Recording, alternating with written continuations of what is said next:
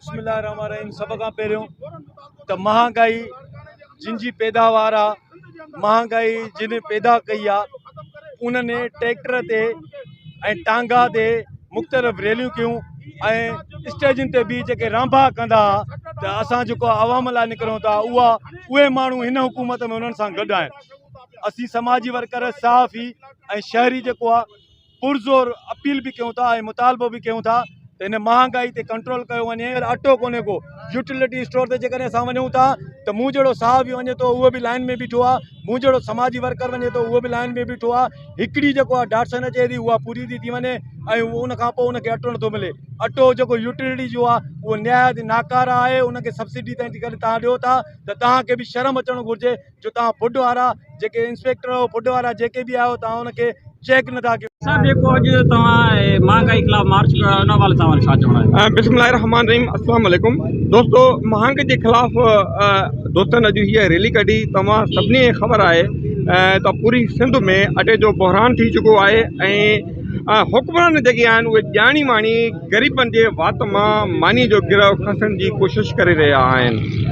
अटे जो बहरान आहे, महांगाई आहे ऐं पूरी सिंध में जेको आहे सो माना कुंड कुर्छ खां हिकिड़ो आवाज़ु उथारे पियो वञे। इहा उन्हनि जी फ़ारूनी ते आहे।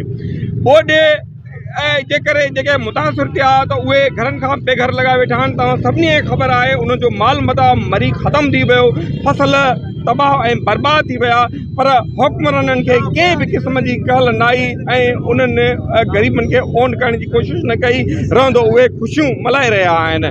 त मां ईअं चवंदुसि त इहा हुक्मराननि ते हिकिड़ी लानत आहे वॾे में वॾी जो हिन ग़रीब आवाम खे उन्हनि बेयारो मददगार छॾियो आहे। पर हींअर पूरी सिंध में जेको अटे जो बहरान आहे त ग़रीब मज़दूर तबिको जेको 500 खां 700 रुपया ॾिहाड़ी कमाए थो उहो ॾाढो परेशान आहे। असांजे रैली करण जो मक़सदु इहो ई आहे त हिन महांगाईअ ते कंट्रोल कयो वञे ऐं सस्ते अटे सां गॾोगॾु ॿियूं शयूं बि सस्तियूं ग़रीबनि खे प्रोवाइड कयूं वञनि।